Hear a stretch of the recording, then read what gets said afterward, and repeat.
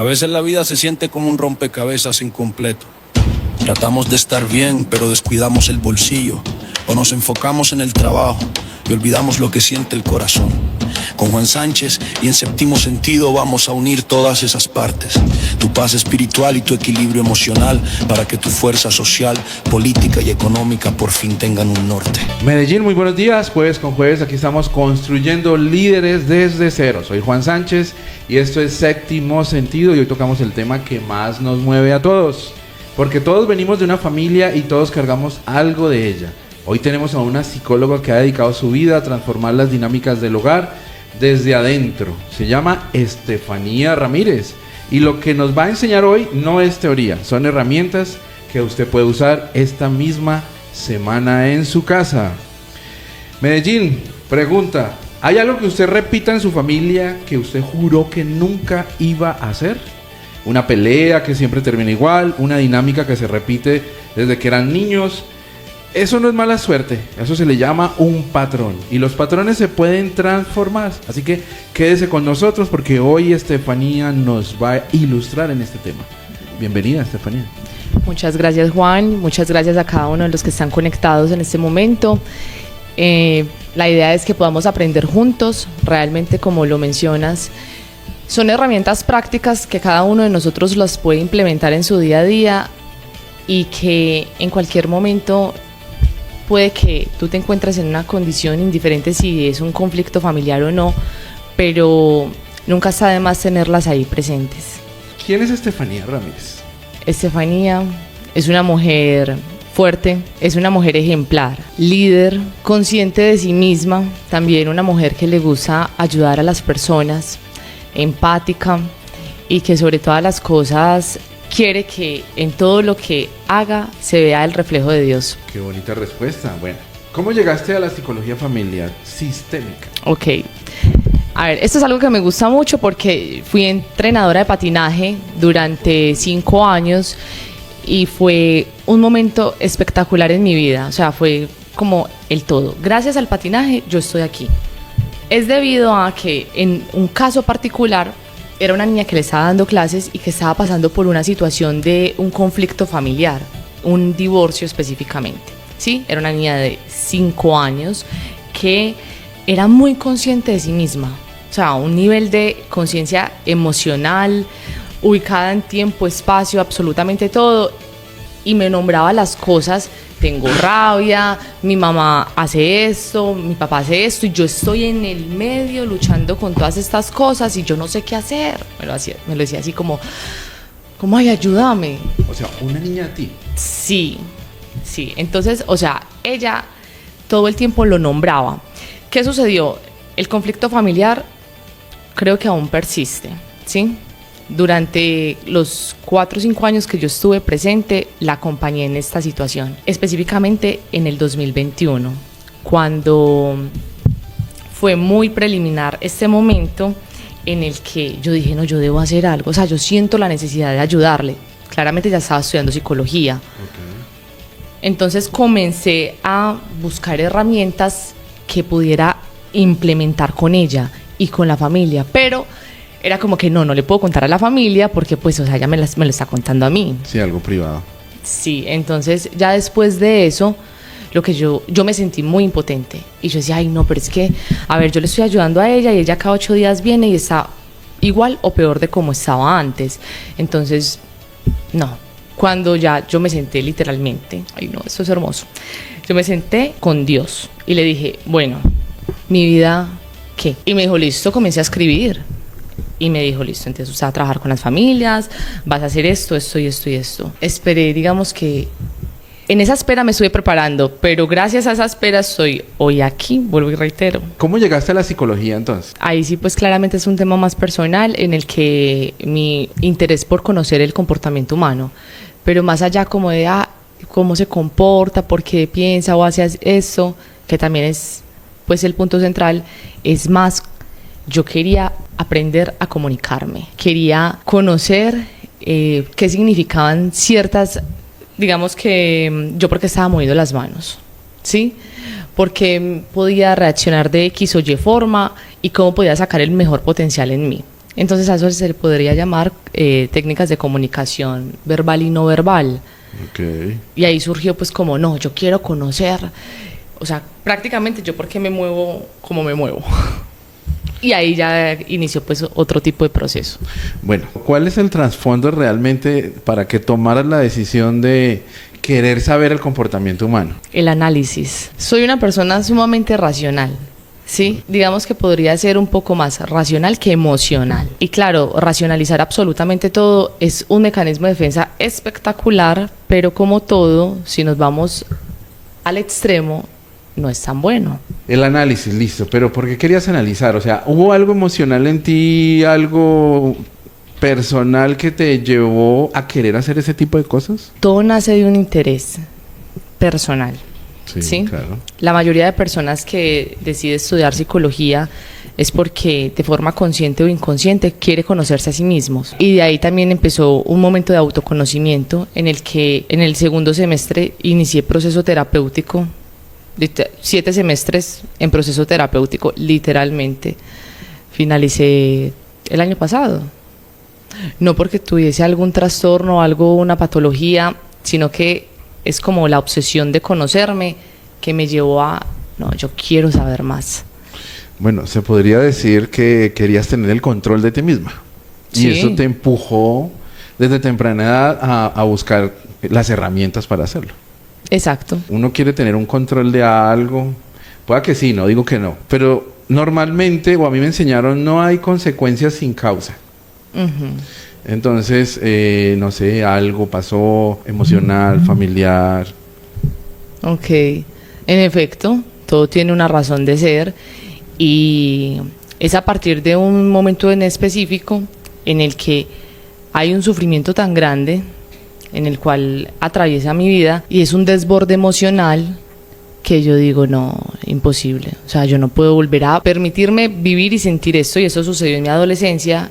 Y aparte yo digo, no, tengo que tener el control. Ahora, ¿por qué lo pregunto? No es por chisme, entonces... Sí. No, lo que pasa es que hay muchas personas que nos están escuchando. Okay. Desde Panamá, en Guaduas, en Bogotá, en Tampa, aquí en Medellín, obviamente. Y hay muchas personas que están pasando situaciones difíciles. Entonces, este programa, Séptimo Sentido, nos caracterizamos por abordar el ser, el hacer un poquito, pero más que todo el ser de la persona, que tenga un despertar, que pueda... entender de que, de hecho, conozco muchos que quizás le están orando diciéndole a Dios, Señor, yo me quiero morir. Entonces, cuando escuchan a alguien que no es Juan, digamos, porque de pronto como hombre, a veces una mujer no le dice, que dice, no, pero ¿qué vas a ver? Pero escuchan a una mujer que de pronto pasó por una situación y puede hacer un poquito más de caso. Claro. Con un lenguaje más coloquial o más de calle, ese tema de familia sistemática o sistémica. Ok, la familia sistémica, digamos que es un núcleo, ¿sí? Que lo que hace un integrante permea a toda la familia. Muchas veces el ser humano lo que hace es que, no, o sea, estoy haciendo esto por mí y para mí. Ejemplo, no, pues voy a consumir. Normal, es que es mío. Yo me la compro, yo digo, yo hago, yo me comporto, yo entro y salgo a la hora que yo deseo. Y normal, es que soy yo. Y no entiendo por qué mi mamá o mi papá se ponen, o sea, se comportan de esa forma. O sea, si soy yo, error. Cuando hablamos de sistémico es más, entiendo yo, que es como una estructura de un sistema realizado, en este caso familiar, o del entorno del territorio, que me creó ciertos hábitos o ciertos pensamientos ideológicos. ¿Sí? Más o menos. Sí, porque el sistema también está compuesto por roles, jerarquías, hay un dominante y no siempre son los padres. Se supone que la autoridad deben ser, o sea, y lo son, ¿sí? Pero no todos lo ejercen como tal. Y cuando no se ejerce el rol de padre y madre como figura de autoridad que ponen los límites, las normas, si no se ve ese ejemplo en el hogar, va a haber otro integrante que va a entrar a liderar. Y en ese caso muchas veces son los hijos. Sí. Sí, entonces claro, ahí entro yo que me creo que sé liderar y en efecto aprendo y lo termino desarrollando y lo hago. Entonces el sistema como tal es flexible. En ningún momento llega a ser como no, es súper cerrado, ¿no? Porque es que si fuese cerrado no podríamos estar contando. Y también tampoco muere, no muere. Ya cuando hablamos de individuos, o sea, el individuo siempre busca la forma de sobrevivir a como dé lugar. Con su familia núcleo primario, que se puede decir padre, madre, o con sus amigos, cuidadores, vecinos. Entonces siempre buscamos cómo desarrollarnos para poder estar en comunidad. Eso es fundamental. Me surge una situación mental ahí con eso. O sea que podríamos decir que mis gustos, mis hábitos, mis creencias, mis inclinaciones de todo tipo son ajustadas a un sistema, o el sistema me las ajusta. En parte, sí. Digamos que si hablamos de una forma genética, claro, la carga genética es tan fuerte que transmite, patrones comportamentales, formas de pensar, creencias, y comienza a generar una estructura en el otro, y el otro ya también, en su libre albedrío, decide, esto me sirve, esto no me sirve. Y ahí es cuando hablamos de una conciencia.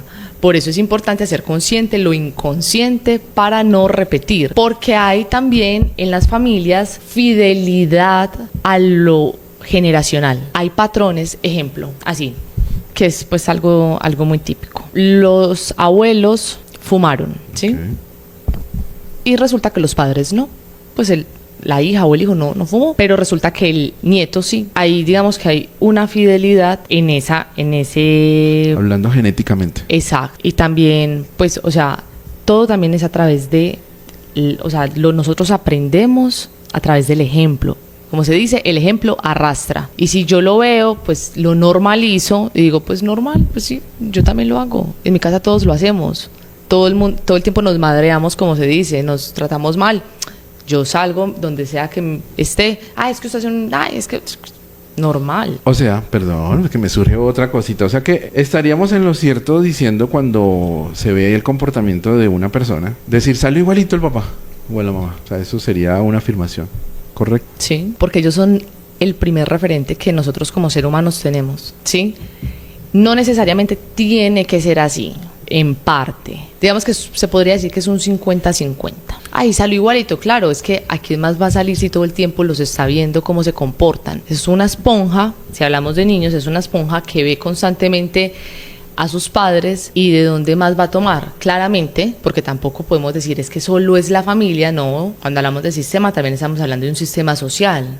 Okay. En el que influyen nuestros vecinos, el sistema educativo, que también es la crianza, la educación, sí. Y digamos que el puente aquí son los niños. ¿Desde dónde sale la cultura? Claro, entonces tenemos familia, educación, y el niño es el puente que conecta. Bueno, porque por ejemplo, tengo un caso, una familia X. La mamá, en medio de sus cosas, sus errores, digamos que dio un buen ejemplo. ¿Sí? El papá, en medio de sus errores, dio un buen ejemplo. Nunca tomaron, nunca fumaron, nunca tuvieron ninguna cuestión socialmente hablando rara o mala, casi perfecta, por decirlo de alguna manera. Pero los hijos salieron un desastre completo. Y muchas veces esos papás les dicen a esos muchachos, pero ¿de dónde salen ustedes así si nosotros nunca le dimos un mal ejemplo? Entonces, en un caso de esos, personalmente, no sabría qué decir. Mira, no todo es cuadriculado, ¿sí? Esto tiene muchas variaciones, demasiadas, la verdad. Y entre ellas, como te lo decía, está la familia, pero también está esa parte social, esa parte del individuo en la forma en la que se vincula con las personas. Tiene unas herramientas que vienen desde casa, las utiliza, bien o mal, las utiliza, y ahí vuelvo y reitero ese libre albedrío, yo decido qué hacer, cómo comportarme, y también entonces entran los amigos, entra lo que yo veo, lo que yo consumo en redes sociales, la música que yo escucho, las películas que yo veo, todo va construyendo al ser humano, absolutamente todo. Y eso se le puede llamar un sistema de creencias, lo que yo creo, esa filosofía de vida. No, es que yo pienso y digo y me comporto así. En efecto. Entonces, claro, ejemplo. Mis papás, un ejemplo a seguir en su máxima expresión, pero es que tengo amistades que lo hacen. Y también esto se ve mucho en la adolescencia. Claro, yo necesito encajar. Yo ya encajé en mi familia, ya me aceptaron, sí. Pero yo necesito encajar con las personas que me estoy relacionando. Pero resulta que es que estas personas consumen, y la única forma en la que yo pueda ser aceptado es consumiendo. Lo hago. o también decido, no. Sí, entonces ahí volvemos. Sí, Hay sí, muchas sí. variaciones. Sí, bueno, ahí ténganlos en cuenta porque ahorita tenemos que darle un paso a paso a todos los oyentes de cómo despertar o enfrentar esa situación. Sin embargo, me surge otra duda con respecto al sistema. Digamos, sí, en mi caso. Yo tuve muchos compañeros de la universidad que metían drogas y hacían cosas que no tenían que hacer. Cuando estuve en el bachillerato, yo me acuerdo, yo estudié en un lugar y cuando llegué a ese lugar existía una pandilla. Y yo llegué por razones de la vida a ese lugar. Tuvimos una situación ahí con el líder de la banda y yo gané. Sí, es que no quiero dar tantos detalles. Entonces, para no darle ideas a la gente. Tranquilo. Entonces yo gané y quedé como el jefe de la banda, por así decirlo, ¿sí? Se cambió el nombre que tenía inicialmente era uno, el nombre que tuvo cuando yo retomé, por así decirlo, el mando, ya era Los Intelectuales, nos decían, ese sí lo puedo decir. Y todos los que pertenecíamos a eso fuimos los mejores puntajes de Cundinamarca en ese momento. Teníamos matrícula condicional, éramos los más fastidiosos, éramos los más populares del colegio. Siempre el rector nos enviaba a representar el colegio en absolutamente cuanta actividad se le ocurría a la Secretaría de Educación a nivel Cundinamarca o nacional, nos enviaban a nosotros, a los intelectuales. Entonces pasaron, porque eran de los mismos que habían con unos nuevos, pasaron de ser los malos a convertirse en los intelectuales y ya nosotros empezamos a defender, a ayudar, a construir, nos volvimos que personeros, no sé qué, que trabajar en la Casa de la Cultura, que profesores de teatro, que aquí, que directores de una cosa, entonces se transformó. Pero yo no tengo en mi memoria que mi mamá me haya enseñado eso, o mi papá me haya enseñado eso, mis abuelos nunca los conocí. Entonces, digamos que en este pedacito que estábamos hablando específicamente, ¿cómo aplicaría? O sea, simplemente, y no tuve, digamos, mentores que yo pueda llegar a decir, no, es que eso lo aprendí de fulano, eso lo aprendí de sutano. No tengo, por lo menos en mi memoria, no tengo eso. De cómo de cómo aprendiste A tener ese tipo de comportamiento y generar ese tipo de influencia. Sí, porque estamos hablando de que el entorno, los papás, listo, que no son los papás, que el entorno, si crecemos en un lugar donde hay mucha mafia, drogas y demás, nos vamos a volver, entre comillas, así. O por lo menos va a ser más difícil resistir. Pero entonces yo pongo mi caso que crecí en medio de un entorno así, mucho más agresivo quizás. Me ofrecían, yo no quería, al punto que ya después cuando íbamos a ciertos lugares, siempre decían, no, él no, y antes ya después me defendían y no, él no. O sea, generaba como esa, no sé, como esa presión de aquí para allá, en vez de allá para acá, siempre, de que tengo uso de razón. Como para traducirlo y darle como un tips a la gente de cómo poderlo lograr. O sea, no porque yo sea lo máximo, sino porque queremos que la gente lo pueda lograr. Mira, yo te voy a responder con lo siguiente. El entorno influye, pero no determina. Tú lo decías, o sea, en mi casa pues yo no vi eso. Y normal, en la casa muchas veces no vemos muchas cosas, las aprendemos, la vamos aprendiendo, de alguna u otra forma las aprendemos y eso nos va consolidando. Y tú también mencionabas, o sea, entraste en un entorno que tú ingresaste allí, pero eso pues como a la larga se fue transformando, ¿sí? Y que pues lo que entiendo es que ya comenzaron como a darle una parte entonces intelectual, ya... O sea, hubo una transformación. O sea que cuando uno entra a los grupos es por la necesidad de sentir aceptación, de sentirse querido, porque ahí también hablamos de un vínculo afectivo, claramente, y de entrar en un rol. Sí, ¿cuál era tu rol? Sí. Como se dice, ay no, es que no, los calladitos hay que tenerles un miedo, un respeto, porque cuando se enojan, ay sí. Sí. Bueno, pero ¿sí o no? ¿Sí o no qué? Hay que tener respeto porque se enojan más de lo normal. ¿Qué dice el público? ¿Qué dice Sergio? Hable serio que está como impactado allá. Sí. Pues yo creo que según lo que uno ha vivido, sí, los más callados son más explosivos. ¿Y por qué me mira así? Por eso, porque usted es muy calladito. Entonces, eso no dicen los demás. Yo no sé, que nos corría Estefanía, pero cuando uno le cuentan y uno ha mirado y experimentado, cuando los calladitos sacan todo su esplendor, yo le digo que hay que correr.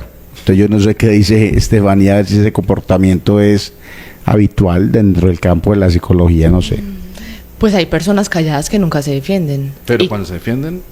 Y hay unas que cuando se defienden van con toda. O sea, mito comprobado. Claro. Listo. Continúa. Desmitificando, ok. Bueno, como para darle picante entonces. Entendiendo lo que hemos entendido sobre lo que es familia sistémica, ¿cuál sería la ventaja de tener esa conciencia de ese concepto? ¿Qué ventaja nos da emocionalmente hablando? Conocer el concepto de familia sistémica. Eso es un efecto dominó. Entonces, como para comprenderlo es, lo que hace uno arrastra a los otros. No que ya van a hacer lo mismo que yo, pero sí los impacta, ¿sí? Ok. Entonces es generar conciencia de que lo que yo estoy haciendo sí tiene una repercusión emocional y comportamental en mi sistema familiar. Ok, me voy a meter un poquito con política. ¿Por qué? Porque resulta que hay mucha gente, sobre todo pues muchos jóvenes, que les gusta mucho el tema de una corriente específica. Y todo el mundo dice, no, es que los patriarcas y no sé qué, y los viejitos y que los jóvenes y que aquí y allá. Pero uno va y los entrevista y les pregunta y no saben dónde están parados, no entienden, no saben de historia, no conocen una cosa, no conocen otra, pero van, destruyen una ciudad, se hacen matar, matan a otros en nombre de su supuesta libertad, de que yo tengo libre albedrío, de que soy yo pensando. Y yo siempre he dicho, la sociedad piensa que está decidiendo libremente o que está pensando libremente o que está defendiendo algo que supuestamente quiere, pero yo estoy convencido, y con lo que estamos hablando más, de que realmente no, ellos están defendiendo algo que les implantaron. En efecto. Tengo dos ejemplos. Por ejemplo, hace muchos años atrás, perdí la cuenta y tampoco la quiero tener para no revelar cuántos años tengo, existió una novela que se llamaba, creo que Los Reyes, Sí, donde salió Liza. sí. Fue la primer participación de este tipo de temática en los medios de comunicación. Fue un revuelo, etcétera, etcétera, pero se dio la apertura. Y de ahí para adelante ha ido creciendo,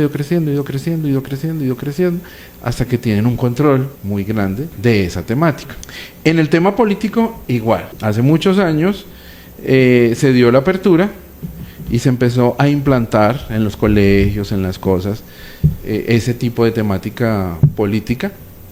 En los jóvenes desde pequeñitos, la gente defiende algo que no conoce, algo que le implantaron porque fue el que escuchó del profesor que le gustaba, o la profesora que le gustaba, de la película, de la serie, de yo no sé qué, del comentario, de lo que está de moda. Pero realmente, ¿saben qué es eso? ¿Realmente están dispuestos a sostener un sistema así? Sin ánimo de hacer campañas políticas acá, pero es preocupante ver cómo las situaciones se desbordan tanto. Ahorita que estuvimos en la marcha del 1 de mayo, ver tanta locura hablando del sistema. Hablamos del tema familiar y lo que pasó con mi historia. Entonces, que si el tema político que vemos hoy en día, que la gente lo defiende pensando de que lo está haciendo porque le nació en el corazón, yo opino que es implantado. No le nació realmente. Muchas cosas, o sea, sí son decisión del individuo. Porque hay familias que dicen que ni para un lado ni para el otro. Y el hijo dice, no, yo quiero decidir por este camino. Es una necesidad de aceptación en los grupos, en el que yo me sienta perteneciente, en el que yo cumpla un rol. Siempre, o sea, donde sea que nos movamos, vamos a tener un rol. Sí, no siempre tiene que ser el autoritario, el permisivo, el que esté liderando, el jefe. No. Hay simplemente seguidores. Sí. Yo sigo y ya, y lo que usted me diga, y como sea. Porque entonces ahí mi vida comienza a tener un sentido. O sea que en ese orden de ideas, ¿es bueno que la gente quiera pertenecer a algo? Sí, eso es algo natural del ser humano. Pertenecer a algo, a un grupo.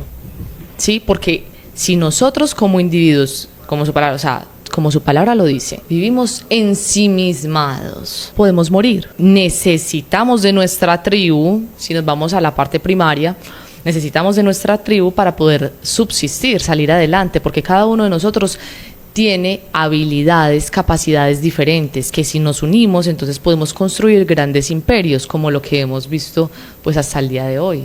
¿Cuál es el patrón familiar más común que tú ves diario? Me encanta eso. Es algo como, fácil y difícil de responder. ¿Sí? ¿Por qué? Porque lo que yo evidencio es la base de la vida, es el amor. La base de la vida es el amor. En él surgen todas las posibilidades de este mundo. De ahí surge el bien, el mal, el todo. He notado que a las personas les da miedo vincularse. Eso es muy común hoy en día. Claro, entonces hay muchos tipos de vínculos. Que el apego evitativo, y entonces en medio de esos vínculos, eso requiere que tú cumplas con unas expectativas que el otro deposita en ti y tú en él. Y claro, y cuando yo no cumplo expectativas, ya, se desmorona la cosa. Pero de eso se trata el amor, según Gabriel Rolón. ¿Lo has escuchado? No. El argentino. ¿Qué dice? Que el amor realmente entramos perdiendo. Básicamente por lo mismo que tú estás diciendo. Sí. Porque para poder mostrar realmente ese amor, según Gabriel Rolón, ¿no? Ojo. Y él habla de Kafka y otros también. Entonces él dice que debemos de ceder una parte. Entonces yo no soy perfecto, Claro. tú no eres perfecto, pero para poder vincularnos debemos de estar dispuestos a perder. Debemos de estar dispuestos a perder algo de mí Ujú. para que tú me puedas aceptar. Sí. Y para yo poderte aceptar, debes de perder algo. Entonces, yo de entrada ya entro perdiendo. Y el concepto es mucho más grande, pero la base es esa. Entonces, para que haya realmente un amor, tenemos que estar dispuestos. Y si nos vamos un poquito más allá en la Biblia, 1 Corintios 13, Me encanta. habla sobre un capítulo del amor, ¿sí? Ujú. Que lo socialicé en días pasados y la persona quedó un poquito en shock, que decía, ¿en serio? Y ahí dice que el amor es sufrido, que el amor todo lo soporta, que el amor lo aguanta, que lo resiste, que espera lo mejor de la otra persona. Y normalmente el ser humano, y hoy en día en esta sociedad y en esta cultura y en la psicología que nos venden hoy en día es, primero yo, El yo-yo. el yo-yo exactamente, y segundo, es que no, yo no tengo que sufrir. Si yo tengo que sufrir es una bandera roja, entonces ahí no es. Entonces pues no, pues por eso nadie se vincula, porque nadie quiere esforzarse. Me encanta que hayas tocado 1 Corintios, porque yo ya venía pensando en eso. ¿Sí? Ah, no, perfecto. Y yo dije, es que este tema es preliminar, o sea, esa es la base. Muchas personas dicen, a ver, no es por tema religioso, pero el manual de vida, en efecto, es la Biblia. Sí. La Constitución la sacaron de la Biblia. Exacto, y de ahí se derivan una cantidad de libros para poder apoyarse a partir de eso. Sí. Pero bueno, el hecho es que el amor, sí o sí, necesita una negociación. Y en efecto, yo debo perder una parte de mí, tú otra, y ya en medio de eso, pues nos vinculamos. Y hay otras cosas que definitivamente, no, es que yo no puedo con eso. Bueno, ¿cómo vamos a negociar? Porque hay cosas que son netamente de nosotros. Y cuando el otro simplemente dice, no, es que yo no puedo con eso, normal, también tiene la capacidad de decir, no quiero, hasta aquí llegamos. Perfecto, esa respuesta me gustó. Termina y ya te digo por qué. Ok, porque muchas veces las personas, eso es lo que les cuesta, ese soltar. Entonces yo sufro y malinterpretan, y esto claramente hay que hacer un paréntesis enorme, y eso es un tema que se coge con pinzas. Porque muchas personas dicen, no, es que entonces la Biblia nos habla de que es que todo, que hay que sufrirlo, entonces yo aguanto golpes, No. traiciones, o sea, yo aguanto todo lo que humanamente no está bien y tampoco espiritualmente. ¿Por qué? Porque es que en ningún momento en la Biblia dice algo así. Un paréntesis, porque es importante. Ayer escuchaba precisamente a alguien, no me acuerdo quién, Sí. pero que hablaba sobre un tema de la Biblia que dice, y que es algo que a las mujeres les incomoda muchísimo, que dice que la mujer se sujete a su marido, ¿sí? Entonces, Ajá. no, todo el mundo se alborota con eso. ¿Sí? No, pero y entonces, no sé qué, y más con todo lo que nos enseñan hoy en día. Pero él decía, pero es que ahí dice que se sujete a su marido, pero ahí tiene una condición. ¿A cuál marido? Y es lo que no han visto. Entonces la siguiente parte dice a un marido que la quiera como Cristo amó la iglesia. ¿Y cómo amó Cristo a la iglesia? Se dio, se entregó su vida, no dormía, no comía cuando estaba acá. Para los que han visto la serie de The Chosen, que me fascina,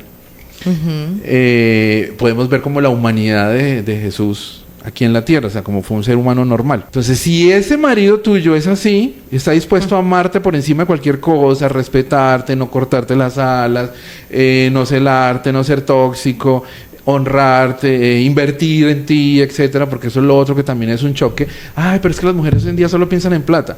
Yo tengo un amigo y yo le digo, hombre, Sí, tienes razón, pero ellas también tienen razón. ¿Tiene casa? No. ¿Y qué le va a ofrecer? ¿La va a poner a pagar arriendo y cuando no tenga, correr por un lado para el otro? No lo han visto. Entonces, no es que la mujer sea interesada, es que es lo mínimo, hombre, que tú le puedes dar, ¿o no? Seguridad. Exactamente. Entonces, por eso quería hacer el paréntesis, porque sí, el tema del amor hay que agarrarlo con pinza, pero ojo, o sea, no es que me aguante, que yo tenga que sufrir todo, no. Ahí hay una condición específica, o sea, tú, si tienes un esposo que tiene, o un hombre, o un vínculo, llámese como se llame, que cumple estos parámetros, pues tú tienes que esforzarte, porque si no vas a dañarlo, y lo dañas y él va a ir a replicar. Yo tengo una frase que dice, vamos a ser multiplicadores de monstruos. Okay. ¿Sí? Porque yo soy un monstruo, porque aunque me está tratando bonito, lo estoy dañando a él. Entonces me estoy multiplicando en él. Y él va a salir a vengarse inconscientemente a multiplicar otro. Y por eso tenemos lo que tenemos hoy en día. Entonces no seamos multiplicadores de monstruos. Interesante eso, me gusta. Y tiene todo el sentido. Realmente sí vale la pena sujetarse a un marido que cumple con estas características. Sí. Porque es una persona que simplemente va a dar todo por el todo. Y ya de entrada eso es una ganancia. No es una persona perfecta. No, pues es que es imposible, ¿sí? Pero también la Biblia nos habla de algo muy bonito. No hay familias perfectas, pero sí saludables. Familias que simplemente en sus múltiples formas de ser, de pensar y de comportarse, hacen lo mejor que pueden con lo que tienen. Y de ahí en adelante comienzan a soportar, ¿sí? A mediar, a negociar, hasta que cumpla con esas características internas que cada uno y esas expectativas que cada uno tienen a partir de la negociación. Y la negociación se da a través de la comunicación. ¿Y cuál es uno de los patrones que uno más ve? Que las personas en efecto me contestan en las familias. Y bueno, ¿y cómo es su forma de comunicar? Bueno, ¿cómo solucionan ustedes los conflictos? No, comunicándonos, es que hay que decir las cosas. Ok, la pregunta del millón aquí ya es, ¿cómo se dicen las cosas? Sí. Porque es que siempre no es como lo dijo, o sea, no es lo que me dijiste, es cómo me lo dijiste. Y ya a partir de eso, el tonito, que lo conocemos, ojo con el tonito, las mamás. Sí. Claro, eso a mí me va a generar un conflicto. Y ahí aplica mucho nuestro eslogan. No es lo que sabes, sino lo que eres capaz de hacer con lo que sientes. Exacto. Hacemos un pequeño paréntesis para recordar la pregunta. Era, ¿cuál es el patrón familiar más común que tú ves día a día? Entonces, en lo que hemos hablado, el patrón más común es la irresponsabilidad afectiva. Ese es el patrón más común que en todo lo que hablamos dijimos. Y resumido, en ese miedo pues al vínculo está el abandono. Ya, yo no me vinculo porque voy a sufrir, que es todo lo contrario al amor. Sí, exacto. ¿Sí? Perdóname. Sí. Y ahí hay algo que me surgió ahorita cuando estamos hablando, es que hay algunas mujeres ahí que están diciendo, bueno, sí, tan chévere ser la mujer del proceso para que después venga otra. Entonces, por eso, como el tip que dimos hoy, de cómo es esa mujer que cumple ese 1 Corintios 13, es aquella que tiene con quién cumplirlo. ¿Sí? Sí. ¿Cómo hago yo para identificar si mi esposo, mi pareja o el vínculo, sea como se llame, cumple esos requisitos? Porque es responsable efectivamente. Porque tiene la madurez y la responsabilidad de sentarse y hablar desde un comienzo. Oiga, a mí no me gusta esto. Oiga, a mí no me gusta que se me pierda los fines de semana. ¿Sí? Oiga, ¿para qué usted anda por ahí si estamos casados? ¿Para qué anda tomándose videos casi sin ropa? Para mí es una traducción como que se está ofreciendo. Entonces, ¿para quién se está ofreciendo? Luego no soy suficiente yo, pues hablemoslo entonces. Si no es suficiente, entonces dejemos hasta ahí. A mí me parece que si tiene una pareja, sea mujer, sea hombre o como sea, tiene la capacidad de sentarse y hablar responsablemente. Si no me gusta esto, no me gusta esto, no me gusta eso, yo pienso que ahí debería ser lo correcto. Exacto. O sea, comunicarlo, pues podríamos decir que la mayoría de personas lo puede y lo debe hacer. Pero también ya nosotros, nos han enseñado, comunique las cosas, comuníquelas. Pero también aquí es cómo las vas a tomar. No todo tiene que ser a través de me está hiriendo, ¿sí? La víctima. Sí. Porque si yo entro siempre a victimizarme, entonces yo no voy a poder cambiar y voy a vivir herido y viviendo maluco toda la vida. No, o sea, es vivir amargado como lo conocemos. Sí, no, tienes razón. Sí, o sea, todo es como un balance, ¿no? Sí. Es un balance.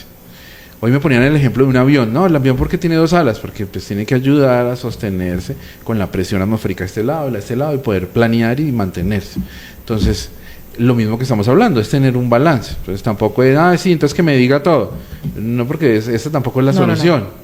¿Sí? Es un negocio.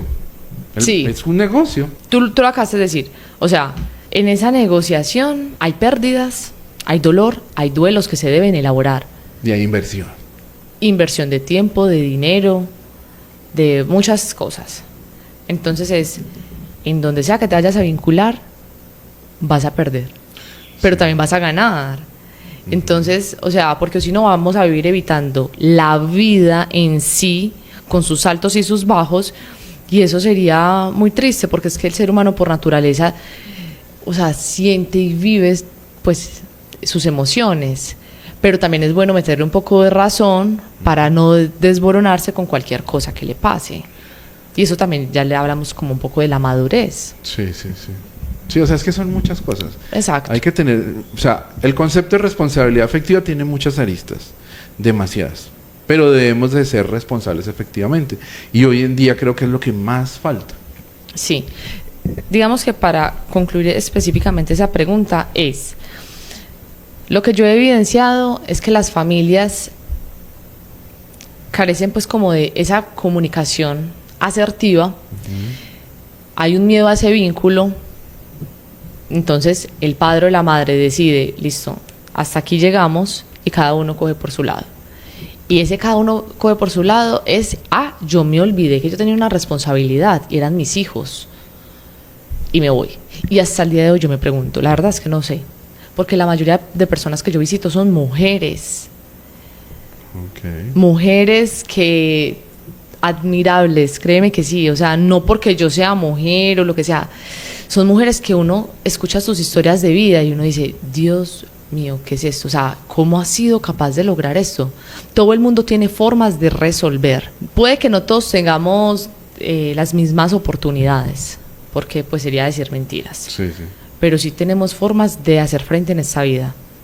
Y las mujeres, créeme que por naturaleza son campeonas resolviendo.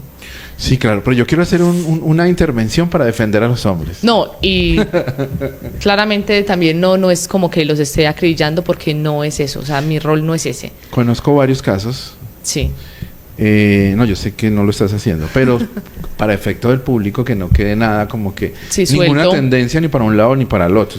Lo que queremos es que la gente despierte, y muchas veces la manera en como nosotros nos despertamos, inclusive desde Dios mismo en la Biblia, porque Dios nos pone los dos, esto es lo malo, esto es lo bueno, esto es lo que le va a pasar por este lado y esto es lo que le va a pasar por este lado. Él nos ayuda a tener un despertar. Entonces básicamente como seres humanos estamos haciendo lo mismo, le estamos exponiendo a la gente los casos, los buenos, los malos y todos, y mediando para que pues, la gente pueda como tener ese despertar de conciencia y tomar su propia decisión. Porque si no seríamos más del montón, obligando y sembrando lo que nosotros queremos que la gente piense, y pues tampoco es así. Entonces, en ese orden de ideas, para defender a los hombres, siempre, o sea, es muy difícil que escuchen la historia del hombre, porque el hombre es el malo, siempre. No digo que no, ¿sí? Solo que hay veces, y conozco muchos casos, en donde se le echa la culpa al papá o al hombre que abandonó. Entonces conozco un caso específico. Entonces se mudaron para cierto sitio, llegaron ahí, hicieron el trasteo, el papá se fue, se devolvió para otro lugar a hacer un trabajo y después venía, y la esposa por WhatsApp, ni siquiera personal sino por WhatsApp, o sea, ya empieza la irresponsabilidad afectiva, le terminó. Pero la familia le vendió la idea de que el papá los abandonó, y los hijos tuvieron como 2 años pensando que el papá los abandonó. Sí. Y los hijos, porque la mamá se encargó de sembrarle todas esas ideas, durante muchos años ellos no quisieron hablar con este señor, porque era el malo del paseo. 2 años la mamá sembrándoles cosas y cosas y cosas y cosas, hasta que ellos mismos tuvieron que darse cuenta después de 2 años, pero ya el daño estaba hecho. Pero se le acusa al hombre de que es el malo. Claro. De que los abandonó, pero no los abandonó, claro. Obviamente hay muchos que sí lo hacen, pero tengo casos específicos, muchos por mi trabajo, en donde he escuchado historias muy parecidas. El hombre no abandonó, pero la mamá se encargó internamente de sembrar toda una película inmensa, en donde, mejor dicho, no Otro caso, un matrimonio, se separaron, la señora lo demandó por el tema de recursos para los hijos. Muchos casos. Hay así que no siempre, como también hay muchos casos de hombres que son terriblemente malos. Claro. Pero no siempre. Y es verdad, no siempre. Séptimo sentido con Juan Sánchez. Nos Ok. quedan 3 minuticos entonces. Ay. Bueno, Estefanía, para terminar entonces, Lo que eres capaz de hacer. un paso a paso cortico de cómo podemos despertar y no caer en este patrón. Primero trabajar en nosotros mismos, porque es muy fácil decir, es que usted, es muy fácil utilizar nuestras manos para señalar. Usted debe cambiar esto, esto y esto. Pues, pero claramente, lo que yo señalo del otro es algo que yo debo trabajar internamente, ¿sí? La conciencia, en efecto, esa introspección, definitivamente, pues hacer un proceso terapéutico es algo espectacular, no porque sea psicóloga, sino que es que vale la pena.